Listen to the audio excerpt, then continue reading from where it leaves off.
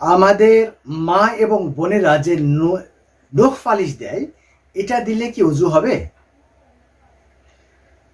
মা এবং বোনেরা স্নো, ফেস পাউডার এবং যে ফেস ওয়াশ ব্যবহার করে, এটা দিলে কি অজু কোনো সমস্যা হবে কিনা? আমরা যে মেহেদি দাড়িতে বা চুলে ব্যবহার করি, এতে অজুর কোনো সমস্যা হবে কিনা? আসসালামু আলাইকুম ওয়া রাহমাতুল্লাহি ওয়া বারাকাতুহু। বিসমিল্লাহ, আলহামদুলিল্লাহ, ওয়াসসালাতু ওয়াসসালামু আলা রাসূলিল্লাহ, আম্মা বাদ। সম্মানিত সুধী, অত্যন্ত গুরুত্বপূর্ণ একটা বিষয় নিয়ে আজকে আমি আপনাদের সামনে উপস্থিত হয়েছি। আর সেটা হলো যে আমাদের মা এবং বোনেরা নখে নীল পলিশ দেয়। এই নীল পলিশ যদি দেয় তাহলে অজু হবে কিনা? এরপরে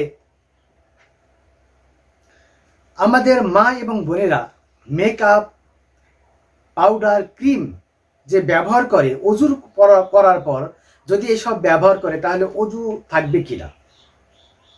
3 নম্বর মাসালা হলো যে অজু করার সময় মাথা থেকে কাপড় পড়ে গেলে অজু থাকবে কিনা?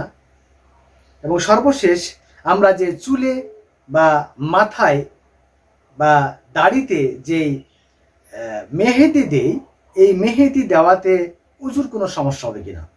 অত্যন্ত গুরুত্বপূর্ণ একটা আলোচনা হতে যাচ্ছে। এজন্য একটু মনোযোগের সহিত ভালো করে শোনার চেষ্টা করবেন। যদি ভালো লাগে অবশ্যই চ্যানেলটিকে সাবস্ক্রাইব করবেন, লাইক, কমেন্ট এবং শেয়ার করে অন্যদেরকে জানার সুযোগ করে দিবেন। কারণ অত্যন্ত গুরুত্বপূর্ণ একটা বিষয় যে আমাদের মা এবং বোনেরা নখের মধ্যে নীল পলিশ দেয়, নখ পালিশ দেয়। এই নখ পালিশ দেওয়াতে আসলে অজুর কোনো সমস্যা হবে কিনা? উত্তর হলো জি। যদি দেখা যায় যে নীল পালিশ বা নখ পালিশ যদি এই আঙ্গুলের মধ্যে দেয় আর এই অবস্থা যদি সে অজু করে তাহলে তার অজু হবে না। কেন? কারণ হলো এর নিচে এই নীল নখ পালিশ যখন আমরা দেই, এই নখের উপরে একটা আবরণ পড়ে যায়। আবরণ পড়ে যাওয়ার কারণে ওটার নিচে যে এই যে আঙ্গুলের উপরে যে ইয়েটা রয়েছে, এটা ভিজে না।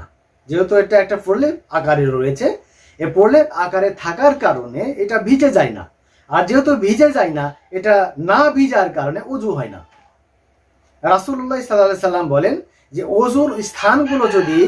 অজুর স্থানগুলো যদি শুকনো থাকে, না ভিজে, তাহলে অজু হবে না।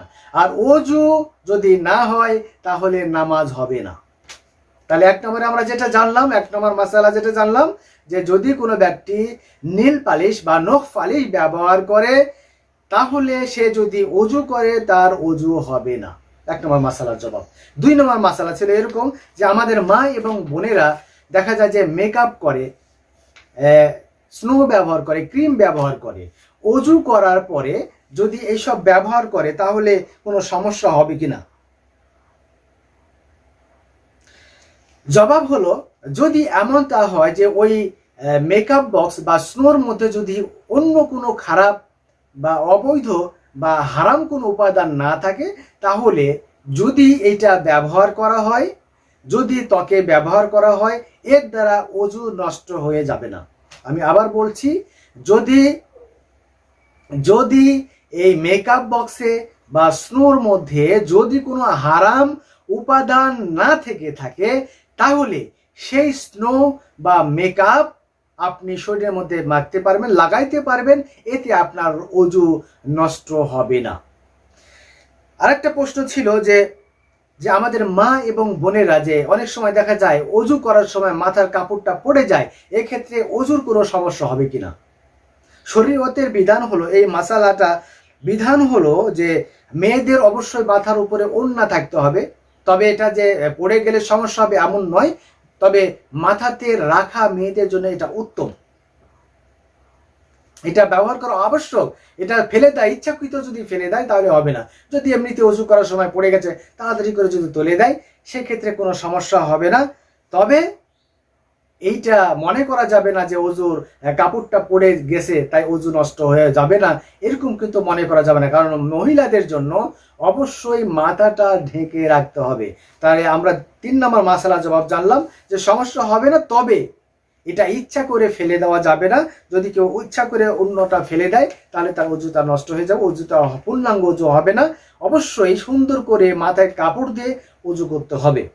সর্বশেষ যে মাসালাটার জবাব আমি আপনাদেরকে দিতে যাচ্ছি সেটা হলো যে আমরা অনেক সময় দাড়ির মধ্যে মেহেদি দেই, এরপরে মাথায় মেহেদি দেই, এর দ্বারা যে রং হয় বা কালার হয়, এই কালার দ্বারা অজুর কোনো সমস্যা হবে কিনা? এর জবাব হলো না, এর মধ্যে এটা কোনো সমস্যা হবে না। কারণ এটা একটা প্রাকৃতিক, যখন আমরা মেহেদি দিই প্রাকৃতিক একটা কালার হয়ে যায়। এই কালার হওয়ার কারণে যদি আমরা অজু করি তাহলে এটাতে কোনো সমস্যা হবে না। তাহলে আমরা, কারণ রাসূল সাল্লাল্লাহু আলাইহি ওয়াসাল্লাম নিজেও এটা ব্যবহার করেছেন, রাসূল সাল্লাল্লাহু আলাইহি ওয়াসাল্লাম নিজেও দাড়িতে আপনার মেহেদি ব্যবহার করেছেন, চুলে মেহেদি ব্যবহার করেছেন। রাসূল সাল্লাল্লাহু আলাইহি ওয়াসাল্লাম বলেন, তোমরা মাথা বা চুলের সাদা চুলকে কালো করো না। রাসূল বলেন, যদি কোনো যে ব্যক্তি কালো রং মাথায় বা দাড়িতে ব্যবহার করে সে জান্নাতে যাবে না। নাউযুবিল্লাহি মিন যালিক। এই হাদিস থেকে আমরা বুঝলাম যে রং মানে কালো কালার করা যাবে না, দাড়িটাকে কালো করা যাবে না, চুলটাকে কালো করা যাবে না। তবে হ্যাঁ, আপনি মেহেদির রং ব্যবহার করতে পারবেন। আপনি মেহেদি যদি দাড়িতে বা মাথায় দেন সেক্ষেত্রে অজুর কোনো সমস্যা হবে না। অত্যন্ত গুরুত্বপূর্ণ 4টা বিষয় নিয়ে আমরা আলোচনা শুনলাম। 4টা বিষয় অত্যন্ত গুরুত্বপূর্ণ। এক হলো ছিল যে নীল পালিশ বা নখ পালিশ ব্যবহার করলে, আমি আবার শিরোনাম আকারে বলছি, যদি কোনো আমাদের মা বোনেরা নখ পালিশ ব্যবহার করে, নখ পালিশ ব্যবহার করার পর যদি অজু করে সালাত আদায় করলে সালাত হবে না। যতগুলো সালাত এইভাবে আদায় করেছে প্রত্যেকটা সালাত তাকে নতুন করে আদায় করা ওয়াজিব হবে তার উপরে। যতগুলো সালাত সে নেল পালিশ বা এই নখ পালিশ ব্যবহার করে যতগুলো সালাত সে আদায় করেছে প্রত্যেকটা সালাত তাকে আবার কাজা করতে হবে, তাকে আবারও আদায় করতে হবে। এটা করা তার জন্য উপর ওয়াজিব হয়ে যাবে। তাহলে 1 নম্বর গেল। 2 নম্বর বিষয় ছিল যে ফেস ওয়াশ বা স্নু ব্যবহার করলে ওজুর সমস্যা হবে কিনা। যদি ফেস ওয়াশ বা স্নু ব্যবহার করেন এর মধ্যে যদি কোনো হারাম উপাদান না থাকে তাহলে ব্যবহার করলে কোনো সমস্যা হবে না। আর যদি হারাম উপাদান থাকে এটা যদি আপনি বুঝতে পারেন তাহলে সেটা পরিহার করতে হবে।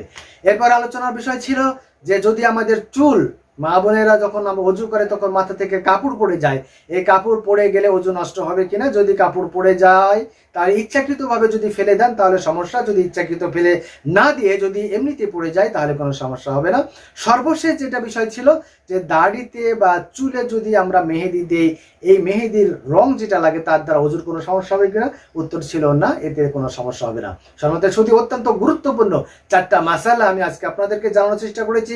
যদি ভালো লাগে অবশ্যই চ্যানেলটিকে সাবস্ক্রাইব করে মানুষদের মধ্যে ছড়িয়ে দিবেন যেন সবাই এই 4টা বিষয়, অত্যন্ত 4টা গুরুত্বপূর্ণ বিষয় মানুষেরা জানতে পারে। সবাইকে অত্যন্ত ধন্যবাদ এবং মোবারকবাদ জানাচ্ছি যে আপনারা এতক্ষণ ধরে আমার চ্যানেলটা দেখেছেন। সবাইকে ধন্যবাদ জানিয়ে আবারও শেষ করছি আজকের মতো আলোচনা। আবারও কোনো নতুন ভিডিও নিয়ে দেখা হবে। সেই পর্যন্ত সবাইকে অগ্রিম শুভেচ্ছা জানিয়ে শেষ করছি। আসসালামু আলাইকুম ওয়া রাহমাতুল্লাহি ওয়া বারাকাতুহু।